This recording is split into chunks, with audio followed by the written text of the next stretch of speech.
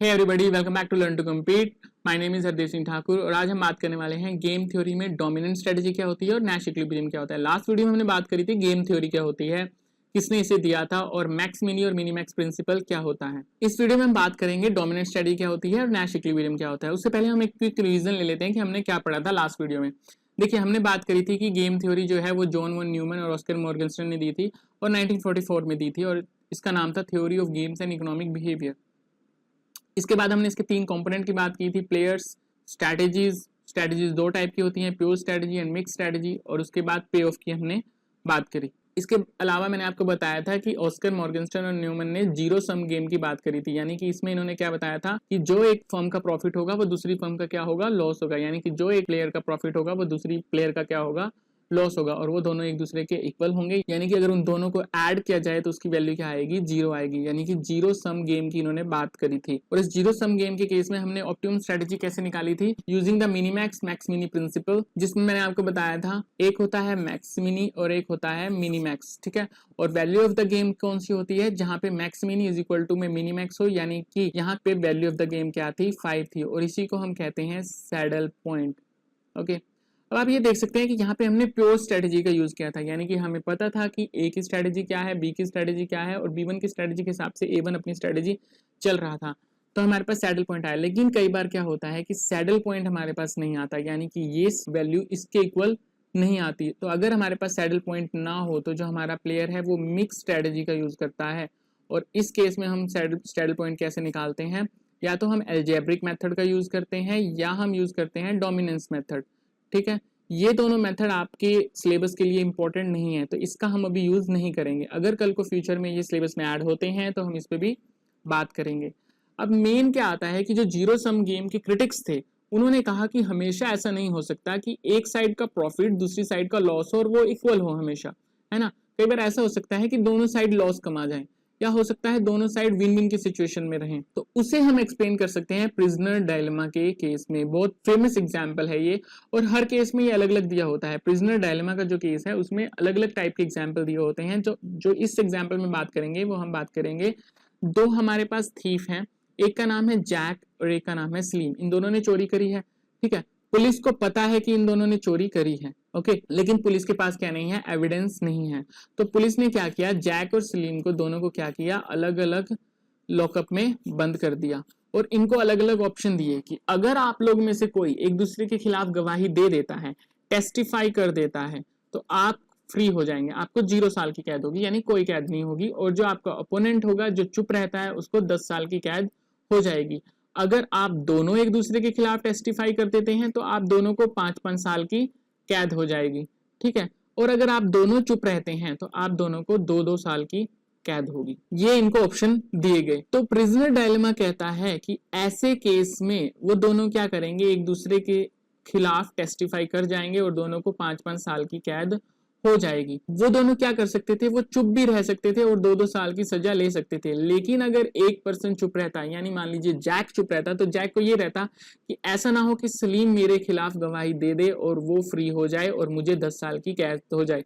इसी तरह सलीम सोचता कि अगर मैं भी चुप रहा और हम दोनों 2-2 साल की सजा ले, लेकिन अगर जैक ने धोखा किया और वो टेस्टिफाई कर गया मेरे खिलाफ तो वो फ्री हो जाएगा और मुझे 10 साल की सजा हो जाएगी। तो ऐसे केस में दोनों क्या करते हैं, एक दूसरे के खिलाफ टेस्टिफाई कर जाते हैं और दोनों को 5-5 साल की कैद हो जाती है, यानी दोनों को नुकसान हो जाता है। तो यानी कि ये जीरो सम गेम नहीं है। तो यहाँ पे एक कंसेप्ट आता है डोमिनेंट स्ट्रेटजी का। डोमिनेंट स्ट्रेटजी क्या होती है, वो स्ट्रेटजी होती है जिसमें one player will be optimal no matter what his her rival player does, is called dominant strategy. Dominant strategy का क्या मतलब है, जहां पे एक प्लेयर जो है अपनी एक बेस्ट स्ट्रेटजी चूज करेगा और वो उसे चेंज नहीं करेगा, चाहे उसका ओपोनेंट कोई भी स्ट्रेटजी चूज कर ले, लेकिन उसकी स्ट्रेटजी क्या रहेगी, एक ही रहेगी। इसे हम इस एग्जाम्पल से देख लेते हैं। देखिए, इस कंसेप्ट को हमने क्या किया, टेबल की फॉर्म में यहाँ पे डाल दिया है। जैक के पास दो स्ट्रेटजी हैं, या तो वो टेस्टिफाई कर दे अगेंस्ट सलीम या फिर वो चुप रहे, यानी कि या तो वो सलीम के खिलाफ गवाही दे दे या वो चुप रहे। सलीम के पास भी दो स्ट्रेटजी हैं, या तो वो जैक के खिलाफ गवाही दे दे या फिर वो चुप रहे। मान लीजिए सलीम को पता है कि जैक जो है उसके खिलाफ गवाही देने वाला है, यानी कि जैक ये स्ट्रेटजी यूज करने वाला है। तो सलीम के पास अब दो ऑप्शन है, या तो वो भी जैक के खिलाफ गवाही दे दे और 5 साल की सजा ले लें दोनों, या फिर वो चुप रहे और उसको 10 साल की सजा हो जाए। तो वो क्या करेगा, उसकी बेस्ट स्ट्रेटजी क्या होगी, कि वो टेस्टिफाई कर दे, यानी कि जैक के खिलाफ गवाही दे दे। ठीक है, इस केस में सलीम की बेस्ट स्ट्रेटेजी क्या है कि वो भी टेस्टिफाई कर दे, जैक के खिलाफ गवाही दे दे। मान लीजिए जैक टेस्टिफाई नहीं करता और वो क्या रहता है, चुप रहता है। इस केस में क्या होगा, इस केस में सलीम के पास दो ऑप्शन है, या तो वो टेस्टिफाई कर दे और फ्री हो जाए बिल्कुल, या फिर वो भी चुप रहे और उसको भी 2 साल की सजा हो जाए। तो इस केस में भी उसका बेस्ट ऑप्शन क्या है कि वो टेस्टिफाई कर दे। तो आप देख सकते हैं दोनों केस में सलीम के पास हमेशा बेस्ट ऑप्शन ये है कि वो टेस्टिफाई कर दे जैक के खिलाफ। तो सलीम की बेस्ट स्ट्रेटेजी क्या है, यानी कि सलीम की डोमिनेंट स्ट्रेटेजी क्या है कि वो टेस्टिफाई कर दे, है ना। डोमिनेंट स्ट्रेटेजी मैंने आपको क्या बताया क्या होती है, कि मैटर नहीं करता कि आपका ओपोनेंट क्या कर रहा है, आप एक बेस्ट स्ट्रेटेजी चूज करने वाले हैं अपने लिए। ठीक है, तो सलीम की बेस्ट स्ट्रेटेजी ये है कि वो टेस्टिफाई कर दे जैक के खिलाफ। जैक चाहे टेस्टिफाई कर रहा है चाहे चुप रह रहा है, सलीम दोनों ऑप्शन में क्या कर रहा है, सलीम टेस्टिफाई ही कर रहा है। तो ये सलीम की क्या है, डोमिनेंट स्ट्रेटेजी है। वहीं पे हम जैक की डोमिनेंट स्ट्रेटेजी देख लेते हैं। मान लीजिए जैक को लगा कि सलीम उसके खिलाफ टेस्टिफाई कर देगा, तो उसके पास बेस्ट ऑप्शन क्या है, या तो वो भी टेस्टिफाई कर दे सलीम के खिलाफ और दोनों 5-5 साल की सजा ले लें, या फिर वो चुप रहे और उसे 10 साल की कैद हो जाए और सलीम फ्री हो जाए। तो अगर सलीम टेस्टिफाई कर रहा है तो जैक का बेस्ट ऑप्शन ये है कि वो 5 साल की सजा ले और टेस्टिफाई कर दे सलीम के खिलाफ। तो जैक की बेस्ट स्ट्रेटजी क्या होगी कि वो टेस्टिफाई कर दे सलीम के खिलाफ। लेकिन अगर सलीम साइलेंट रहता है तब क्या करेगा जैक, अगर सलीम साइलेंट रहता है तो जैक के पास फिर दो ऑप्शन है कि वो टेस्टिफाई कर दे और फ्री हो जाए बिल्कुल, या फिर वो टेस्टिफाई ना करे, चुप रहे और 2 साल की सजा ले ले। तो यहाँ पे भी आप देख सकते हैं उसका बेस्ट ऑप्शन यही है कि वो टेस्टिफाई कर दे सलीम के खिलाफ।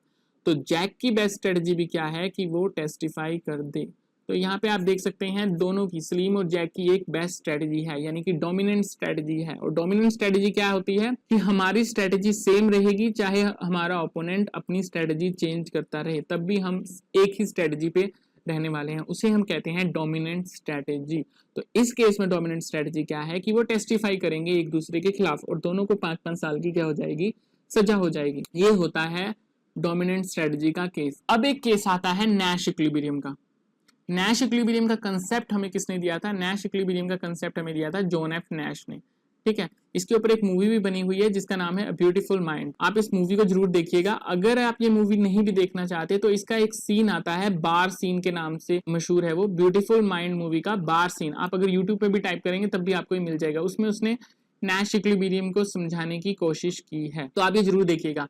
देखिए नैश इक्विलिब्रियम क्या होता है, डोमिनेंट स्ट्रेटजी के केस को ही आगे इंप्रूव करके क्या आया था, नैश इक्विलिब्रियम आया था। देखिए क्या होता है, कई केस में डोमिनेंट स्ट्रेटजी नहीं मिल पाती। मान लीजिए हमने ये एग्जांपल लिया है, यहाँ पे एक फर्म ए है, यहाँ पे एक फर्म बी ली है हमने। फर्म ए के पास 2 स्ट्रेटजी है, या तो वो अपनी एक नई ब्रांच खोले या अपनी ब्रांच ना खोले।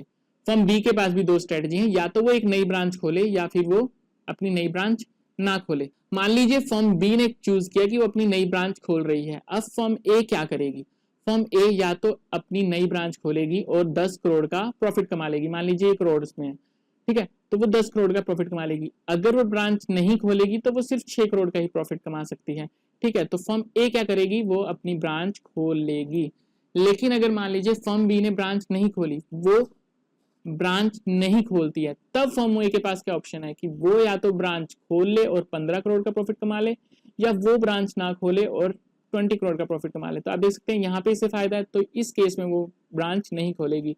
तो आप देख सकते हैं जब फर्म बी ब्रांच खोल रही थी तो फर्म ए की स्ट्रेटजी थी कि वो भी ब्रांच खोलेगी। जब फर्म ए ब्रांच नहीं खोल रही तब फर्म ए की स्ट्रेटजी है कि वो भी ब्रांच नहीं खोल रही। तो आप यहाँ देख सकते हैं फर्म ए की कोई डोमिनेंट स्ट्रेटजी नहीं है। डोमिनेंट स्ट्रेटजी क्या होता है कि आपकी स्ट्रेटजी सेम रहेगी चाहे आपका ओपोनेंट कोई भी स्ट्रेटजी चूज कर ले, लेकिन यहाँ पे इसकी स्ट्रेटजी सेम नहीं है। तो हम कह सकते हैं कि फर्म ए की स्ट्रेटजी यहाँ पे सेम नहीं है, यानी कि फर्म ए की कोई डोमिनेंट स्ट्रेटजी नहीं है। ठीक है, तो ऐसे केस में नैश इक्विलिब्रियम का कंसेप्ट काम करता है। नैश इक्विलिब्रियम के कंसेप्ट में क्या होता है कि फर्म ए पहले ये देखेगी कि फर्म बी कौन सी स्ट्रेटजी चूज करने वाली है, तो वो अपने आप को बी की तरफ रख के सोचेगी। वो क्या सोचेगी कि अगर फर्म बी अपनी ब्रांच एस्टेब्लिश करती है तो उसके पास या तो 5 करोड़ का प्रॉफिट होगा या 8 करोड़ का प्रॉफिट होगा, डिपेंडिंग कि मैं क्या करती हूँ। ठीक है, लेकिन अगर वो ब्रांच नहीं खोलती तो उसे 3 करोड़ 2 करोड़ का प्रॉफिट होने वाला है, यानी कि वो इस स्ट्रेटजी का यूज तो नहीं करेंगे, वो इसी स्ट्रेटजी का यूज करेंगे। यानी अब फर्म ए को पता लग गया कि वो फर्म बी जो है वो इस्टेब्लिश करने वाली ही है ब्रांच, क्योंकि उसको ज्यादा फायदा ब्रांच को इस्टेब्लिश करके ही है। अब फर्म ए को फर्म बी की स्ट्रेटजी पता है कि वो क्या करेगी, ब्रांच इस्टेब्लिश करेगी। अब फर्म ए के पास क्या ऑप्शन है कि वो ब्रांच स्टैब्लिश कर ले और 10 करोड़ का प्रॉफिट कमा ले, या फिर वो ब्रांच स्टैब्लिश ना करे और 6 करोड़ का प्रॉफिट कमा ले, तो ऑब्वियस सी बात है कि वो ज्यादा प्रॉफिट कमाएगी और वो भी अपनी ब्रांच स्टैब्लिश कर लेगी। इसे कहते हैं नैश इक्विलिब्रियम। तो अगर डेफिनेशन की हम बात करें, Nash equilibrium is the strategy where each player will do its best, यानी कि हर प्लेयर अपना बेस्ट कर रहा है। फर्म बी ने अपना बेस्ट क्या किया कि वो ब्रांच खोल रही है क्योंकि उसे ब्रांच ना खोल के फायदा कम है, ठीक है, और फर्म ए को पता था कि फर्म बी अपनी ब्रांच खोल रही है, तो फर्म ए ने भी क्या किया, अपनी बेस्ट स्ट्रेटजी चूज करी, यानी कि स्टैब्लिश कर ली एक ब्रांच। तो इस केस में क्या होता है, player will do its best given the strategy of the other player, यानी कि अदर प्लेयर की जो स्ट्रेटजी गिवन है तो आप अपना बेस्ट उसके बाद जो देते हैं उसे हम कहते हैं नैश इक्विलिब्रियम। जबकि डोमिनेंट स्ट्रेटजी के केस में क्या था, ये मैटर नहीं करता था कि आपका ओपोनेंट क्या कर रहा है, आपकी स्ट्रेटजी सेम रहेगी। यहाँ पे क्या है, ओपोनेंट की स्ट्रेटजी आपको पता है कि वो ये भी चूज करने वाला है, फिर जो है आप अपना बेस्ट कर रहे हैं, तो इसे हम कहते हैं नैश इक्विलिब्रियम। आई होप आप लोगों को डोमिनेंट स्ट्रेटजी और नैश इक्विलिब्रियम का केस समझ में आ गया होगा। तो क्या प्रिजनर डायलेमा एक नैश इक्विलिब्रियम हो सकता है? Of course prisoner dilemma Nash equilibrium भी हो सकता है, जो हमने यहाँ पे एग्जांपल लिया। तो एक बार क्विक रिवीजन ले लेते हैं जो हमने दोनों वीडियो में किया। देखिए हमने बात की थी कि मैथमेटिकल फॉर्म में जो गेम थ्योरी दी थी वो जॉन वॉन न्यूमैन ने दी थी और ऑस्कर मॉर्गनस्टर्न ने दी थी 1944 में, जिसका नाम था theory of games and economic behaviour. इन्होंने 3 कंपोनेंट की बात की थी, प्लेयर्स, स्ट्रेटजी एंड पे ऑफ। प्लेयर्स कौन होते हैं? जो पार्टिसिपेशन करते हैं, यानी कि 2 कंट्री हो सकती हैं वॉर के केस में, 2 प्लेयर हो सकते हैं गेम के केस में, बिजनेस के केस में फर्म्स हो सकती हैं, वो क्या होंगे, प्लेयर्स होंगे। वो क्या करते हैं, स्ट्रेटजी चूज करते हैं। अभी स्ट्रेटजी 2 टाइप की हो सकती है, प्योर स्ट्रेटजी, मिक्स स्ट्रेटजी, यानी कि अगर आपको अपने ओपोनेंट की स्ट्रेटजी पता है और आप हर बार सेम स्ट्रेटजी यूज कर रहे हो तो उसे हम कहेंगे प्योर स्ट्रेटजी। अगर आपको अपने ओपोनेंट की स्ट्रेटजी नहीं पता और हर बार आप अपनी स्ट्रेटजी चेंज कर करके देख रहे हो तो उसे हम कहते हैं मिक्स स्ट्रेटजी। पे ऑफ क्या होता है, जो आपको रिटर्न मिलता है अपनी स्ट्रेटजी यूज करने के बाद, ये आपका प्रॉफिट भी हो सकता है, ये लॉस भी हो सकता है। इसके बाद हमने करी थी बात मैक्स मिनी और मिनीमैक्स प्रिंसिपल के बारे में, जिसमें हमने मैक्स मिनी निकाला था और मिनीमैक्स निकाला था। अगर इन दोनों की वैल्यू इक्वल है तो उसे हम क्या कहते हैं, वैल्यू ऑफ द गेम कहते हैं। इस केस में वैल्यू ऑफ द गेम क्या थी, 5 थी, और इसी को हम सैडल पॉइंट भी कहते हैं। इसके अलावा हमने बात करी थी प्रिजनर डायलेमा के बारे में, जिसमें हमने डोमिनेंट स्ट्रेटजी की बात करी थी। डोमिनेंट स्ट्रेटजी क्या होती है, वो स्ट्रेटजी जिसमें one player will be optimal no matter what his rival player does, यानी कि आपका राइवल जो मर्जी स्ट्रेटजी यूज करे आप सेम स्ट्रेटजी ही यूज करने वाले हैं, जिसे हम कहते हैं डोमिनेंट स्ट्रेटजी। अब कई केस में डोमिनेंट स्ट्रेटजी नहीं होती, उसमें हम क्या करते हैं, अदर प्लेयर की स्ट्रेटजी जानते हैं और अदर प्लेयर की स्ट्रेटजी जानने के बाद अपना बेस्ट जो देते हैं उसे हम क्या कहते हैं, नैश इक्विलिब्रियम, यानी कि every player will do its best given the strategy of the other player. यहाँ पे अदर प्लेयर की स्ट्रेटजी पे कोई फर्क नहीं पड़ता। तो ये सब था गेम थ्योरी के बारे में। आई होप आप लोगों को समझ में आ गया होगा। फिर भी कोई कंफ्यूजन है please right us in the comment section given below. Do subscribe the channel. मिलते हैं नेक्स्ट वीडियो में, तब तक कीप लर्निंग। जय हिंद, धन्यवाद।